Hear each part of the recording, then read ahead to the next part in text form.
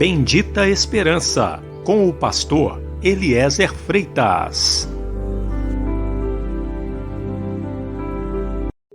Jesus Cristo poderá voltar ainda hoje. Se ele não voltar, estaremos esperando por ele amanhã.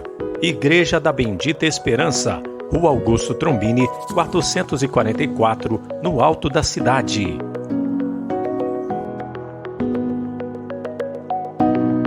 Mas o que profetiza, fala aos homens, edificando, exortando e consolando.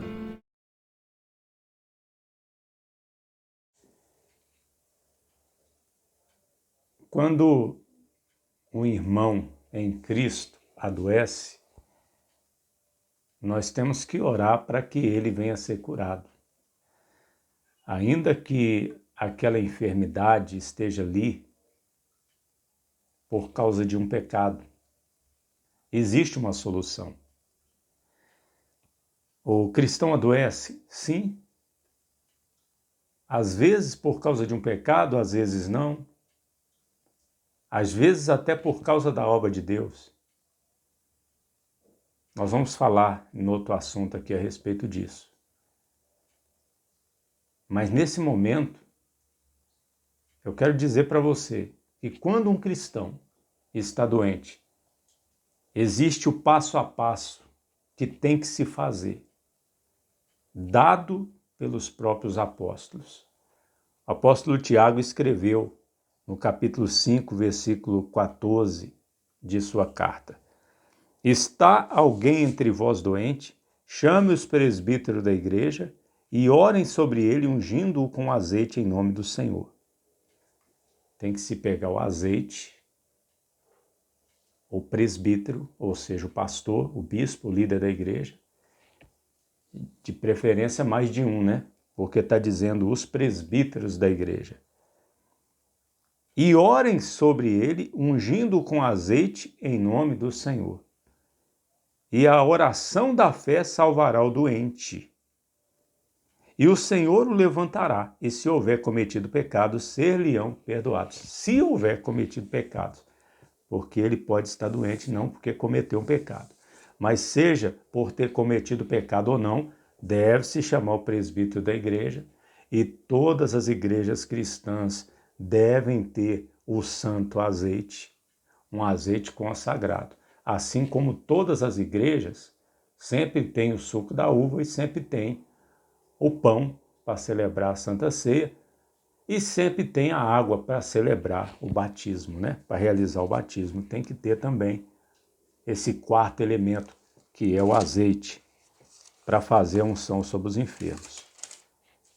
Em Marcos capítulo 6, versículo 7, diz assim: Chamou a si os 12 e começou a enviá-los a 2 e 2, e deu-lhes poder sobre os espíritos imundos. Cá na frente, no versículo 12, diz: E saindo eles pregavam que se arrependessem. E expulsavam muitos demônios e ungiam muitos enfermos com óleo e os curavam. Ou seja, observe que os discípulos, no versículo 12 e 13, eles aparecem com um óleo, com um azeite. No versículo 7, Jesus chama eles, dá a eles poder sobre os espíritos imundos. O que representa o azeite? Nós entendemos aqui que este azeite, o azeite quando é apresentado a Deus, ele representa a autoridade e o poder contra os espíritos imundos. Eu acredito que foi Jesus que deu, embora não esteja escrito aqui, nem precisa estar escrito. Eu creio que foi Jesus que deu esse óleo para eles, esse óleo santificado que representava o poder sobre os espíritos imundos. Por isso eles saíram ungindo os enfermos, ungindo as pessoas, expulsando os demônios. Hoje não é diferente não. Hoje isso continua acontecendo para a glória de Deus Pai, do Senhor Jesus Cristo e do Espírito Santo de Deus.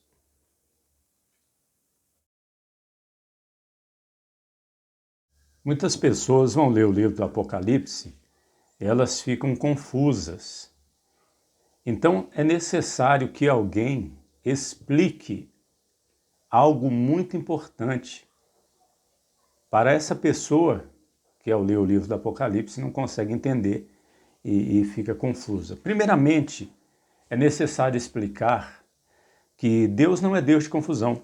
Veja o que está escrito aqui em 1 Coríntios, no capítulo 14, versículo 33. Porque Deus não é Deus de confusão. Ou seja, primeira coisa, Deus não é Deus de confusão. O Apocalipse é a palavra de Deus, não está aqui para confundir, mas para esclarecer. Obviamente que o inimigo, ele se aproveita dos falsos ensinadores para ensinar de uma forma que traz mais confusão, traz mais descrédito e desinteresse pelo livro do Apocalipse. Quando alguns ensinadores, eles dizem que coisas que estão aqui no Apocalipse que vão acontecer, já aconteceram, isso gera uma confusão tremenda. Isso gera um desinteresse pelo estudo do Apocalipse. A pessoa não quer mais ler o livro do Apocalipse. Mas eu queria dizer para você o seguinte. Primeira coisa que nós temos que entender, que o Deus que não é de confusão, ele dividiu o livro do Apocalipse em passado, presente e futuro. Ele não coloca o futuro primeiro, a parte do futuro primeiro ou a parte do presente primeiro, mas ele coloca a parte do passado primeiro, depois do presente e depois do futuro. Nós temos que entender que o próprio Senhor Jesus Cristo, que não é de confusão, ele divide entre as coisas que já aconteceram, as coisas que estão acontecendo e que vão acontecer. No capítulo 1, versículo 19, está escrito: escreve as coisas que tens visto, e as que são, e as que depois desta hão de acontecer. Olha aí, as coisas que tens visto é o passado, e as que são é o presente, e as que depois destas hão de acontecer. Então aqui está uma divisão que o próprio Senhor Jesus está fazendo. Obviamente que as coisas que tens visto é para trás. Para trás do versículo 19. Então nós podemos considerar o capítulo 1 como passado. As coisas que são é o capítulo 2 e o capítulo 3 de Apocalipse. Capítulo 2 e capítulo 3. E as coisas que depois destas hão de acontecer é a partir do capítulo 4, porque aqui está escrito no versículo 1 do capítulo 4. Depois destas coisas olhei, e eis que estava uma porta aberta no céu. E a primeira voz, que como de trombeta ouvira falar comigo, disse: sobe para aqui e mostrar-te-ei o quê? As coisas que depois destas devem acontecer. Obviamente que está claro. As coisas que depois destas devem acontecer. Ou seja, depois destas coisas, que coisas? Depois das coisas que são, depois do presente. Então, está claríssimo que do 4 em diante é futuro. Tanto é que no versículo 2 diz: e logo fui arrebatado no espírito, e eis que um trono estava posto no céu e um assentado sobre o trono. Ou seja, a partir do capítulo 4, João, que representa a igreja aqui, o arrebatamento de João, ele foi em espírito, foi arrebatado. Isso aqui representa o arrebatamento da igreja, não está aqui por acaso.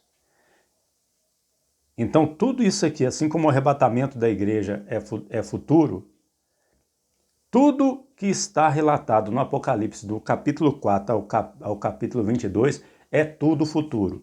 E se alguém disser para você, meu irmão, minha irmã, se alguém te ensinar que coisas aqui, do capítulo 4 ao capítulo 22, já aconteceram ou estão acontecendo, é um mentiroso. Está indo contra o próprio ensinamento do Senhor Jesus, que dividiu o livro em passado, presente e futuro.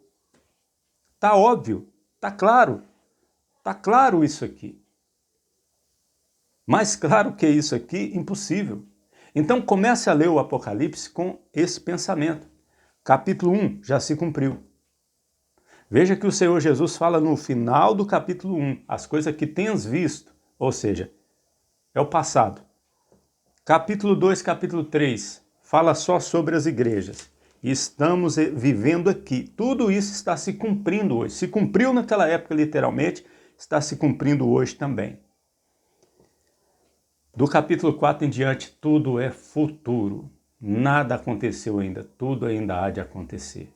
Guarda isso, porque isso que eu lhe ensinei nesta noite faz sentido, todo sentido.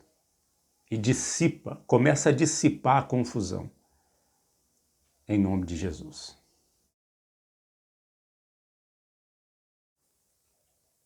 Falando também nesta noite sobre a oração. Em Lucas capítulo 5, versículo 15 e 16, tem a seguinte afirmação: a sua fama, porém, se propagava ainda mais, e ajuntava-se muita gente para o ouvir, e para ser por ele curada das suas enfermidades. Ele, porém, observe, meu irmão, minha irmã, ele, porém, Jesus, retirava-se para os desertos e ali orava. Eu estou falando agora, penso eu, com pessoas que têm fé, com cristãos, com seguidores do Senhor Jesus. Se você que está me ouvindo aí agora é um seguidor de Jesus, você ama Jesus, você crê no Evangelho, é com você que eu estou falando. Pense comigo. Se nosso Senhor Jesus, nos dias da sua carne, quando estava aqui neste mundo cumprindo o seu ministério, ele precisava se retirar-se, ainda que as pessoas, a multidão, o estava procurando, ainda que ele precisava atender aquelas pessoas, curar aquelas pessoas, pregar para aquelas pessoas, mas mesmo assim ele procurava os lugares desertos e ali orava, os lugares solitários, os lugares desertos. Eu pergunto para você, e nós? Será que nós não precisamos adotar a mesma atitude do Senhor, seguir o exemplo dele? Se o Senhor Jesus, ele se retirava e passava ali longas horas orando, será que nós não devemos, nós não precisamos ou não devemos procurar seguir esse exemplo? Este mundo é mau, meu irmão. Esse mundo é mau, minha irmã. Nós vivemos num mundo difícil, um mundo tenebroso. E a nossa luta não é contra a carne e o sangue, a nossa luta é contra os principados, as potestades, é contra as forças espirituais. E nós precisamos priorizar a oração. Veja bem, aqueles que se dizem cristãos, muitos perdem muito tempo precioso que poderiam estar orando num lugar solitário e não oram. Existem aqueles que só oram na igreja, mas não têm tempo. Obviamente que a pessoa precisa trabalhar, quem não é consagrado à obra, não é um pastor, porque o pastor, ele tem o seu trabalho. Mas quem não está dedicado totalmente à obra de Deus e é um cristão, precisa trabalhar, mas ele trabalha 8 horas, sobra quantas horas? Quantas horas? 16, né? A pessoa precisa dormir pelo menos 8 horas, sobra quantas horas? Mais 8 horas, não é? Destas 8 horas, será que o cristão não pode passar ali pelo menos umas 3 horas em oração diante de Deus? Seguindo o exemplo do Senhor? Mas nós temos observado hoje em dia que muitos perdem o seu precioso tempo com coisas deste mundo, coisas que não ajudam em nada a vida espiritual, na luta espiritual. Nós precisamos orar, nós precisamos seguir o exemplo do Senhor Jesus. É orando, em comunhão com Deus, buscando a face do Senhor, que nós conseguimos ouvir a voz dele. E ouvindo a voz dele, nós podemos obedecê-lo. E obedecendo-o, nós estamos seguros, protegidos. E o que acontecer, poderemos dizer todas as coisas que operam para o bem daqueles que amam a Deus.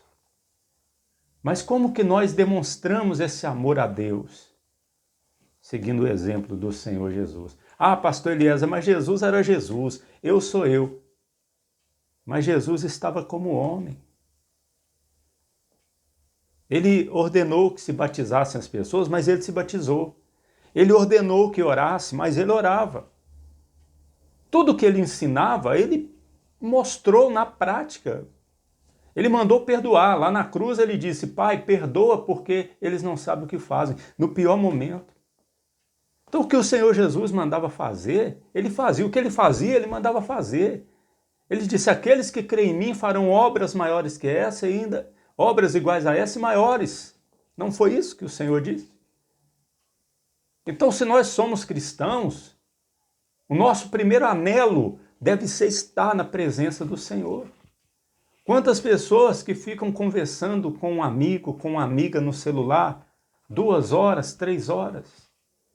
Quantas pessoas que ficam, às vezes na porta de casa, batendo papo com um vizinho, às vezes nem falando coisas boas, ficam ali 1 hora, 2 horas.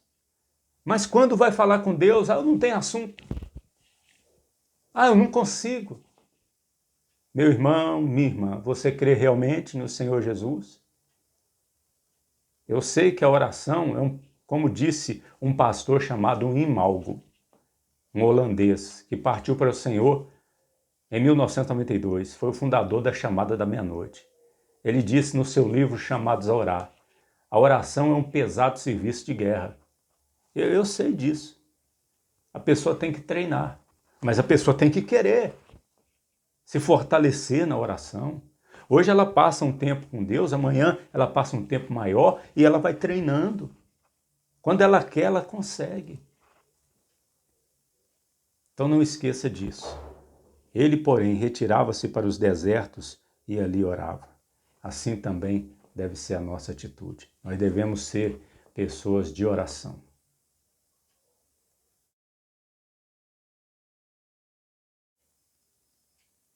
Graças a Deus, meu irmão, minha irmã, existem coisas que nós não entendemos, né?